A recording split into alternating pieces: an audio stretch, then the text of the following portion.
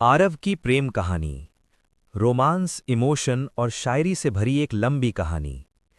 एक छोटे से खूबसूरत गांव में आरव नाम का एक सीधा साधा लड़का रहता था। वो बहुत मेहनती था और दिल का बहुत अच्छा इंसान था। उसके माता पिता गरीब थे, लेकिन उन्होंने आरव को हमेशा सच्चाई और इज्जत से जीना सिखाया था। आरव हर दिन सुबह खेतों में काम करता और शाम को गांव की लाइब्रेरी में पढ़ने जाता था। उसे पढ़ाई और कविताएं लिखने का बहुत शौक था। अक्सर वो नदी के किनारे बैठकर प्यार और जिंदगी पर शायरी लिखता रहता था। एक दिन जब वो नदी के किनारे बैठा था, तभी उसकी नज़र एक लड़की पर पड़ी। वो लड़की बहुत सुंदर थी। उसके लंबे काले बाल हवा में लहरा रहे थे और उसकी आंखों में अजीब सी चमक थी। उस लड़की का नाम सिया था। सिया शहर से अपने मामा के घर गांव आई थी। जब उसने आरव को देखा तो उसे भी लगा कि ये लड़का कुछ अलग है। आरव ने धीरे से मुस्कुराकर कहा, हेलो, तुम नई हो इस गांव में? सिया मुस्कुराई और बोली, हाँ, मैं यहाँ कुछ दिन के लिए आई हूँ। बस उसी पल से दोनों के बीच दोस्ती शुरू हो गई।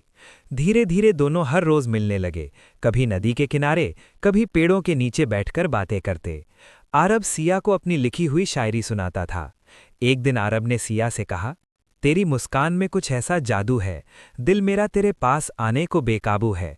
तू पास होती है तो लगता है जन्नत मिल गई, वरना ये जिंदगी तो बस अधूरी सी कहानी है। सिया ये शायरी सुनकर शर्माने लगी। समय बीतता गया और दोनों को एक दूसरे से प्यार हो गया। एक शाम जब सूरज ढल रहा था, आरब ने हिम्मत करके सिया से कहा, सिया, मुझे तुमसे कुछ कहना है। सिया ने मुस्कुराकर पूछा, क्या? आरब बोला, मैं तुम्हें बहुत पसंद करता हूँ। नहीं, मैं तुमसे प्यार करता हूँ। सिया कुछ देर चुप रही, फिर धीरे से बोली, आरव, मैं भी तुमसे प्यार करती हूँ। उस दिन दोनों बहुत खुश थे, लेकिन उनकी खुशी ज्यादा दिनों तक नहीं रही। एक दिन सिया के पिता विक्रम सिंह गांव आए। वो बहुत अमीर और सख्त इंसान थे। जब उन्हें पता चला कि उनकी बेटी एक गरीब लड़के से प्यार करती है, तो उन्हें बहुत गुस्सा आया। उन्होंने सिया से कहा, तुम उस लड़के से कभी नहीं मिलोगी, वो हमारे बराबर नहीं है। सिया रोते हुए बोली, पापा, आरब बहुत अच्छा लड़का है। लेकिन विक्रम सिंह नहीं माने। उन्होंने आरब को बुलाया और गुस्से में बोले, सुनो लड़के, मेरी बेटी से दूर रहो, तुम्हारी औकात नहीं है उसके पास आने की। ये सुनकर सिया रोने लगी। उस रात आरव नदी के किनारे बहुत उदास था। उसने आसमान की तरफ देखते हुए शायरी कही, मोहब्बत की राह में मुश्किलें हजार हैं, फिर भी दिल को तेरे प्यार का इंतजार है। अगर किस्मत ने हमें जुदा भी कर दिया, तो भी इस दिल में तेरा ही नाम बार बार है।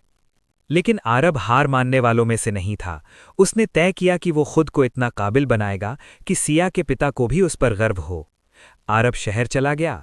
उसने बहुत मेहनत की, दिन रात काम किया, पढ़ाई की और धीरे धीरे वो एक सफल बिजनेसमैन बन गया। कई साल बाद वो वापस अपने गांव आया। अब वो वही गरीब लड़का नहीं था। उसने गांव में स्कूल, अस्पताल और लाइब्रेरी बनवाई। पूरे गांव के लोग उसकी तारीफ करने लगे। जब ये बात विक्रम सिंह को पता चली, तो उन्हें अपनी गलती का एहसास हुआ। एक दिन आरब उनके सामने गया। विक्रम सिंह ने कहा, बेटा, मुझे माफ कर दो, मैंने तुम्हें गलत समझा। आरब मुस्कुराया, कोई बात नहीं अंकल, मैं बस सिया को खुश देखना चाहता हूं। तभी सिया वहां आ गई। कई साल बाद दोनों एक दूसरे को देखकर भावुक हो गए। सिया की आंखों में आंसू थे।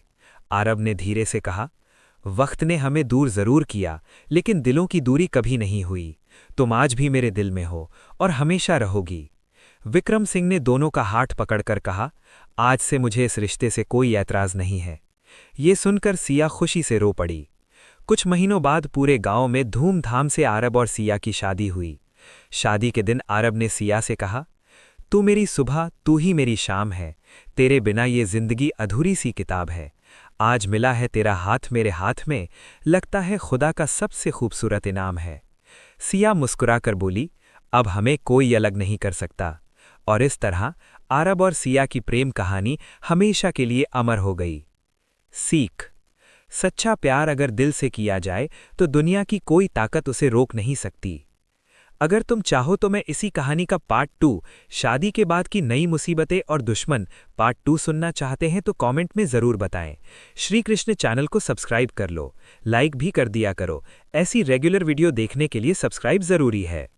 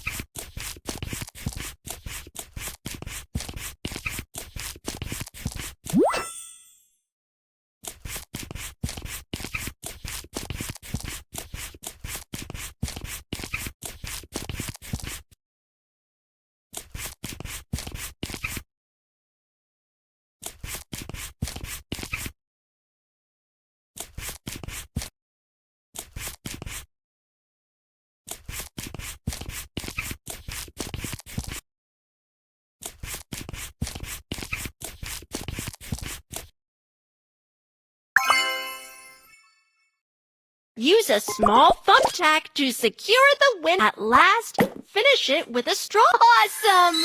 What a beautiful windmill you've made. Snack time! Let's go have some snacks. It's time for a snack!